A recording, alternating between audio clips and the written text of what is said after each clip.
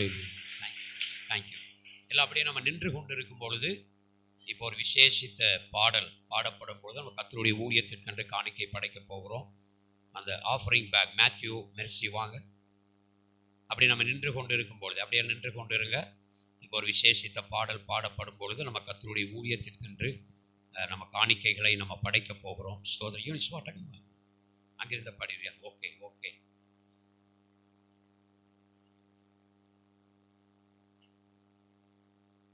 எல்லாம் தயவு செய்து எழுந்து நிற்கலாம். எழுந்து நின்று கர்த்தருடைய ஊழியத்திற்கென்று நம்ம உற்சாகமாக நம்ம காணிக்கைகளை படைக்க போகிறோம். ஆமேன் ஆமேன். ஸ்தோத்திரம். வெளியே எடுத்து வச்சாங்க பாருங்க. சாம் இங்கே இருக்கா? எடு. இங்கே ஒருத்தர் வாங்கல. பரத்.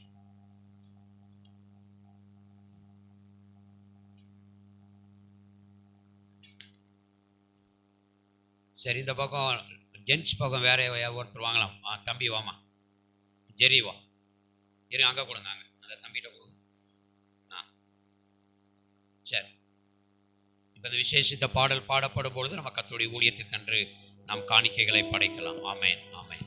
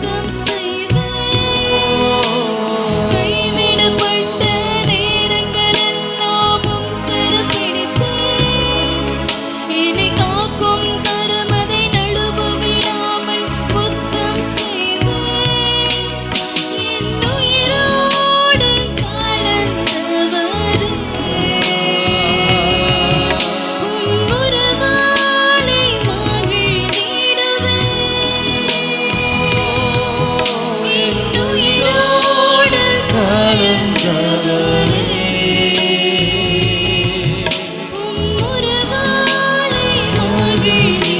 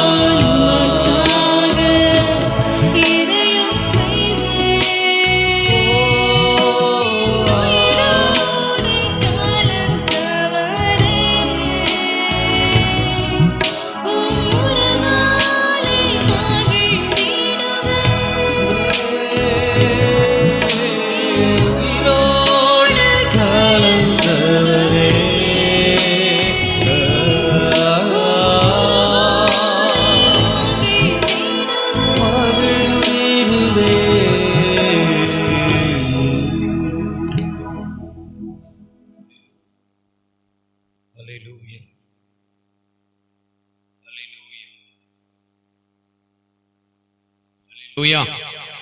சரி, கொடுக்கப்பட்ட காணிக்கைகளை கர்த்தர் ஆசீர்வதிக்கும்படி ரூபி டீச்சர் இந்த மைக்கு வாங்க, முன்னாடி வாங்க. ரூபி டீச்சர் இதுக்காக ஜெபம் பண்ணுவாங்க. படைக்கப்பட்ட ஜெபம் பண்ணுங்க. ஸ்தோத்திரம் தகப்பனே. அப்பா பிதாவே, கையின் பிரயாசத்தை நீர் ஆசீர்வதிக்கிறவரே, கொடுக்கப்பட்ட காணிக்கைக்காக ஆண்டவரே வருகிறோம் தகப்பனே. அவர்கள் உள்ளான காணிக்கையை ஆண்டவரே கொடுத்தது போல அவர்களுக்கு அமுக்கி குலுக்கி சரிந்து விழும்படி ஆண்டவரே அவர்களுக்கு செய்யும் தகப்பனே. ஆம் தகப்பனே, இந்த சர்ச்சினுடைய தேவைகளை நீர் பொறுப்பெடுத்துக் கொள்ளுங்க சுவாமி. இது போதாது ஆண்டவரே, இன்னும் ஆண்டவரே உம்முடைய ஆவியால நிறைந்த ஆண்டவரே ஜனங்கள் கொடுக்கத்தக்க அவர்களுடைய கையின் பிரயாசத்தை நீர் ஆசீர்வதியும் தகப்பனே. ஒவ்வொரு நாளும் சுவாமி இந்த சபையில் இருக்கக்கூடிய தொழிலை நீர் ஆசீர்வதியும் ஆண்டவரே. அவர்கள் கையிட்டு கொடுக்கிற இந்த பிரயாசத்தின்படி அவர்கள் வேண்டுதலின்படி ஆண்டவரே அவர்களுக்கு இறங்கி இந்த காணிக்கை நீர் ஆசீர்வதிப்பாராக. இயேசுவின் மூலம் ஜெபம் கேளும் பிதாவே, ஆமென். ஆமென். உட்காரலாம். ஸ்தோத்திரம் ஸ்தோத்திரம். சும்மா ஏதோ அல்லேலூயா அல்லேலூயா. சத்தமே காணுமே. இன்னும் 8 மணி ஆகலையா நைட்டு? ஆமென். அதுக்குள்ள சத்தமே காணும். நைட்டு 8 மணி வரைக்கும் நம்ம சத்தம் போடணும். ஆமென். சரி சரி, இப்போ நம்ம வெஸ்லியாவுடைய கரத்தில் கொடுக்க போகிறோம். ஆமென். யாரும் வெளியே, கொஞ்சம் பேர் எல்லாம் வெளியே போயிட்டீங்க போல் இருக்கு. கொஞ்சம் சீக்கிரம் உள்ளே வந்தீங்கன்னா பரவாயில்ல. வெளியே இருக்கிறவங்களா தயவு செய்து உள்ள அந்த ரூம்லையா? ஓ சரி சரி, அல்லேலூயா. சரி, இப்போ எல்லாம் வர்றதுக்குள்ள நம்ம ஒரு வசனம் வாசிக்கலாம். ஆமென். சரி,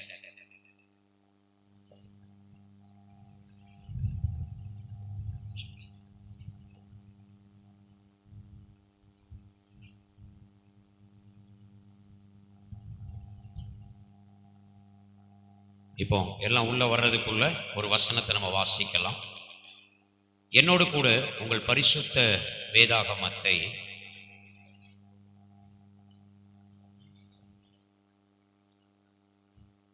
ரெண்டு ராஜாக்கள் 4ஆம் அதிகாரம் 29ஆம் வசனத்தை ஒருவர் வாசிக்க கவனிக்கலாம். 2 ராஜாக்கள் 4:29. அப்பொழுது நல்ல தெளிவா ஒருத்தர் அப்பொழுது அவன் கேயாசியை பார்த்து நீ உன் இடையை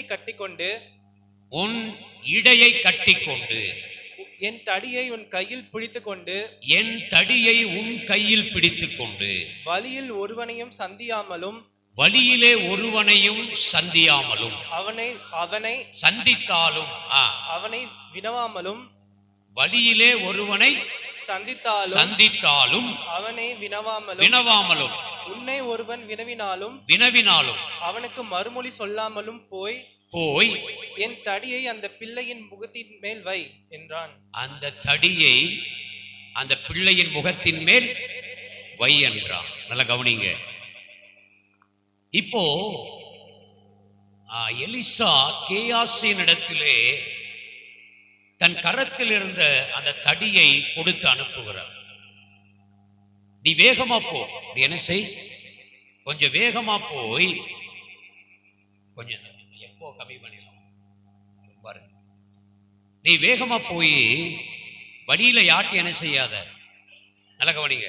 வழியில எங்கேயும் டைமை வேஸ்ட் பண்ணக்கூடாது. வேஸ்ட் பண்ணாம நீ வேகமா போய் இந்த தடிய அந்த பிள்ளையினுடைய முகத்தின் மேலே வை. அல்லேலூயா. இந்த 14 மணி நேர ஜபத்துக்கு வந்திருக்கிற உங்கள் கரத்திலே அந்த சுகமாகிய கோலை கர்த்தர் தருகிறார்.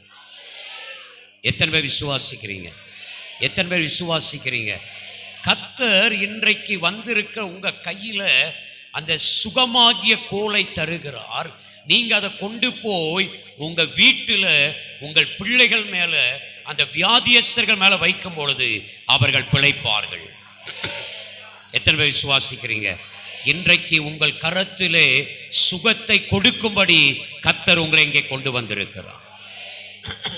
எத்தனை பேர் அந்த சுகமாகிய கோலை வீட்டுக்கு கொண்டு போக போறீங்க. அப்ப நீங்க ஜாக்கிரதையா இருந்தாதான் அதை கொண்டு போக முடியும். அது ஜாக்கிரதையாக கொண்டு போக வேண்டிய ஒரு காரியம். அல்லேலூயா, அல்லேலூயா. நீ வழியில எங்கேயும் டிலே பண்ணிடக்கூடாது. நீ தேவையில்லாத காரியங்களினாலே நீங்கள் அதை இழந்து போய்விடக்கூடாது. கர்த்தர் இன்றைக்கு உங்க கரத்திலே அந்த சுகத்தை, உங்க பிள்ளைகளுக்கு தேவையான சுகத்தை, உன் கணவனுக்கு தேவையான சுகத்தை, உன் மனைவிக்கு தேவையான சுகத்தை, உன் வீட்டில் இருக்கிற அந்த வியாதியஸ்தர்களுக்கு தேவையான சுகத்தை உன் கரத்திலே கர்த்தர் கொடுத்து அனுப்புகிறார். நீங்க கொண்டு போய் அந்த சுகத்தை உங்கள் பிள்ளைகளிடத்தில் கொடுக்க போகிறீர்கள். இனி நீங்கள் ஜெபிக்கும் பொழுது வியாதிகள் குணமாகும். இனி நீங்கள் ஜெபிக்கும் பொழுது உங்க வீட்டில் இருக்கிற வியாதி குணமாகும். ஆமென். இந்த 14 மணி நேர ஜெபத்திற்கென்று நான் ஜெபித்துக் கொண்டிருக்கும் பொழுது கர்த்தர் 7 காரியங்களை எனக்கு வெளிப்படுத்தி கொடுத்தார். இந்த 14 மணி நேர ஜெபத்துக்கு வருகளை நான் எப்படி நடத்துவேன் என்று சொல்லி அதில் 4வது காரியம், மொத்தம் 7 காரியம். அதில் 4வது காரியம் அப்போஸ்தலர் 2:4 நம்ம வாசிக்க கவனிக்கலாம். அப்போஸ்தலர் 2:4 வாசிக்க கவனிப்போம். அவர்கள் எல்லோரும் பரிசுத்த ஆவியினாலே நிரப்பப்பட்டு ஆவியானவர் தங்களுக்கு தந்தருளின வரத்தின்படியே வெவ்வேறு பாஷைகளிலே. நல்ல கவனிங்க, 7 காரியங்களை பேசினால் 4வது காரியம் வருகிறவர்களுக்கு நான் வரங்களை தருவேன் என்று சொன்னார். இன்றைக்கு கர்த்தர் உன் கரத்திலே அந்த சுகமளிக்கும் வரத்தை தருகிறார். ஆமெனை காணாம ஐயா, நான் சொல்றேன், உங்களுக்கு புரியுதா? உங்க குடும்பத்துக்கு தேவையான சுகத்தை உன் கரத்திலே இப்ப தர்றாரு. நீங்க கொண்டு போய் அதை தேவை உள்ளவர்களுக்கு கொடுக்க போறீங்க. கர்த்தர் இந்த வரம் இனி உங்களுக்குள்ள செயல்படும். ஒருவேளை இந்த வரத்துக்காக நீங்க ஏங்கி இருக்கலாம். நான் போய் ஜெபிக்கும் பொழுது வியாதிகள் குணமாக வேண்டும். இனி வியாதிக்காக நீங்க எங்கேயும் ஓட வேண்டாம். கர்த்தர் அந்த வரத்தை உங்க கரத்திலே கொடுக்கிறார். ஆமென். ஆனா நீங்க ரொம்ப கவனமாக இதை வைத்திருக்க வேண்டும். அந்த எலிசா கேயாசின் இடத்துல சொல்லுகிறான், இந்த வரத்தை நீ கவனமாக கொண்டு போகணும். அல்லேலூயா. இது அபிஷேகத்தோட நீ கொண்டு போகணும். இன்றைக்கு கர்த்தர் உங்களை எப்படி பலப்படுத்துகிறாரோ அந்த காரியத்தை நீங்க காத்துக்கொண்டு நீங்க கவனமாக கடந்து போகணும். ஆமென். ஏன்னா இந்த கேயாசி ஒரு மோசமான ஆளு. ஆமென். இந்த கேயாசி கொஞ்சம் டைவர்ட் ஆகி போயிடுவார். கொஞ்சம் டைவர்ட் ஆகி, நான் சொல்றேன், கர்த்தர் இன்றைக்கு உங்களுக்கு தருகிற இந்த காரியத்தை நீங்கள் போய் பரிசோதித்து பாருங்கள். எங்க போய் பரிசோதிக்கணும்? எங்க போய் பரிசோதிக்கணும்? கிராமங்களுக்குள்ள போய் பரிசோதிக்கணும். இயேசுவை அறியாத ஜனங்கள் மத்தியில போய் இயேசு நல்லவர் என்று சொல்லி நீங்கள் ஜெபிக்கும் பொழுது அங்கே வியாதிகள் குணமாகும். இன்றைக்கு உங்க கரத்திலே அந்த வரத்தை கர்த்தர் தருகிறார். அந்த வரம் எங்க செயல்படும்னா, நீங்கள் இயேசுவை அறியாத ஜனங்களுக்குள்ள போகும் பொழுது அந்த வரம் இனி உங்களுக்குள் கிரியை செய்யும். கர்த்தர் உங்கள் கரத்திலே அதை கவனமாக கொடுத்து அனுப்புகிறார். சொல்றேன், இன்றைக்கு நீங்க வீட்டுக்கு போய் உங்க வீட்டில் வியாதியா இருக்கிறவர்கள் மேல உங்க கரத்தை வைத்து ஜெபம் பண்ணுங்க. ஆமென். இந்த கூட்டத்தை பத்தி சொல்லி கர்த்தர் இந்த நாளில உங்களோடு இடைப்பட்ட எல்லா காரியத்தையும் சொல்லி நீங்கள் கரத்தை வைத்து ஜெபம் பண்ணுங்க. அங்கே வரம் கிரியை செய்கிறத நீங்க பார்ப்பீர்கள். இனிமேல வரத்தை வாங்கிட்டு நீங்க யாரும் சும்மா இருக்க கூடாது. இனி கிராமமா நீங்க போகணும். இயேசுவை அறியாத ஜனங்களை தேடி போகணும். அங்கே உங்கள் வரங்கள் இரட்டிப்பாக மாறும். இன்றைக்கு பெற்றுக்கொண்ட வரத்தை நீங்க பல மடங்கு அதிகரிக்கணும். ஆமென். 2 வாங்கினவன் 4 5 வாங்கினவன் இன்னைக்கு நீங்க என்ன செய்ய போறீங்க? இந்த நாளில நீங்க விரும்புனீங்களோ விரும்பலையோ அந்த சுகமளிக்கும் வரத்தை கர்த்தர் உங்களுக்கு தருகிறார். ஆமென். அந்த வரத்தை நீங்க பயன்படுத்தி இயேசுவுக்கு ஆத்துமாக்களை ஆதாயமாக்குங்கள். ஆமென். அல்லேலூயா. சரி, இப்போ அருமையான ஐயாவுடைய கரத்துல நான் ஏழையுமே சொல்லிருக்கோமா? சரி ஐயா, அந்த ஏழையுமே சொல்லிருங்கன்ட்டாங்க. அல்லேலூயா. முதல் காரியம் மீகா 2:13. மீகா 2 எல்லாருக்கும் தெரிந்த வசனம் தான். மீகா 2:13 வேகமா எடுத்து வாசிங்க, வாசிங்க, வாசிங்க, வசனத்தை வாசிங்க. மீகா 2:13. தடைகளை நீக்கி போடுகிறவர், தடைகளை நீக்கி போடுகிறவர் அவர்களுக்கு முன்பாக நடந்து போகிறார். அவர்கள் தடைகளை நீக்கி வாசலால் உட்பிரவேசித்து கடந்து போவார்கள். அவர்கள் ராஜா அவர்களுக்கு முன்பாக போவார். கர்த்தர் அவர்கள் முன்னணியில் நடந்து போவார். நல்ல ஆண்டவர் சொன்னார், இந்த ஜெபத்துக்கு வருகிற ஒவ்வொருவருடைய வாழ்க்கையிலும் இருக்கிற தடைகளை நான் உடைப்பேன். ஆமென், ஆமென். இரண்டாவது காரியம் சங்கீதம் 36:7. சங்கீதம் 36:7. சங்கீதம் 36:7. தேவனே உம்முடைய கிருபை எவ்வளவு அருமையானது, அதனால் மனுபுத்திரர் உமது செட்டைகளின் நிழலிலே வந்தடைகிறார்கள். நல்ல கவனிங்க, தேவனுடைய செட்டையின் நிழலிலே அநேக ஜனங்கள் கூடி வருவார்கள் என்று அவர் சொன்னார். ஒரு அல்லேலூயா சொல்லுங்களேன். பாருங்க, இந்த வசனத்தை நான் அப்படியே மைண்ட்ல வச்சுட்டே இருந்தேன். நேற்றைய தினத்தில் நான் லூக்கா 5ஆம் அதிகாரம் அதை வாசித்துட்டு இருக்கும் பொழுது ஆண்டவர் சொன்னாரு, 2 படகு நிறைய நான் ஜனங்களை தருவேன்னு சொன்னேன். உடனே நான் என்ன புரிஞ்சுக்கிட்டேன்னா, இந்த ஹாலும் பக்கத்து ஹாலும் நிறையன்னு புரிஞ்சுக்கிட்டேன். நீங்க எப்படி புரிஞ்சுக்க போறீங்க? மூணாவது காரியம் அப்போஸ்தலர் 2:4. அப்போஸ்தலர் 2:4, 3:4 அதுல தான் இருக்கு. 3வது காரியமும் 4வது காரியம் அந்த வசனத்துல இருக்கு. அப்போஸ்தலர் 2:4. அவர்கள் எல்லாரும் அப்போ ஆண்டவர் சொன்னார், இன்னைக்கு வருகிற எல்லாரையும் நான் நிறைவாக ஆவியின் நிறைவினாலே அனுப்ப போகிறேன். 4வது வரங்களை, அதுதான் அந்த சுகமளிக்கிற வரம். ஆமென். 5வது அப்போஸ்தலர் 17:16. அப்போஸ்தலர் 17:16 வாசிங்க. அப்போஸ்தலர் 17:16. அத்தனை பட்டணத்தில் பவுல் அவர்களுக்காக பார்த்து கொண்டிருக்கையில் விக்கிரகங்களால் நிறைந்திருக்கிறதை கண்டு தன் ஆவியில் மிகுந்த வைராக்கியம், ஆண்டவர் சொன்னார், நான் இவர்களை ஆவியிலே வைராக்கியம் உள்ளவர்களாக மாற்றுவேன். எத்தனை பேருக்கு ஆவியில வைராக்கியமா மாறணும்னே? அப்ப உங்களுக்குள்ள இருக்கிற தேவையில்லாத வைராக்கியம் எல்லாம் போயிடணும். ஆமேன், காணமே. இனிமேல் உங்ககிட்ட நல்ல வைராக்கியங்கள் தான் இருக்கணும். நீங்க இனி நல்ல வைராக்கியத்தோடு இருக்கும் பொழுது கர்த்தர் இனி உங்களை ஆவியிலே வைராக்கியம் கொள்ள செய்வார். தேவையான நல்ல விஷயங்களிலே நீங்கள் வைராக்கியம் கொள்ள செய்வார். இப்ப எத்தனை சொல்லியிருக்கேன்? 5, 6. அப்போஸ்தலர் 28:7. அப்போஸ்தலர் 28:7. அப்போஸ்தலர் தீவுக்கு முதலாளியாகிய பிபிலியு இருந்தது. அவன் எங்களை ஏற்றுக்கொண்டு, நல்ல கவனிங்க, ஆண்டவர் சொன்னாரு, இனி உங்களை பட்சமாய் விசாரிக்கிறவர்களை எழுப்புவேன். ஐயோ, 6வது என்னது? இனி உங்களை பட்சமாய், அவங்க வேற எங்கேயும் இல்லை, உங்க பக்கத்துல தான் இருக்கிறாங்க, உங்க அருகில தான் அவங்க இருக்கிறாங்க. ஆமென். இனி உங்களை பட்சமாய் விசாரிக்கிறவர்களை நான் எழுப்புவேன். கடைசியா 7, அதே அப்போஸ்தலர் 28:9. 28:9.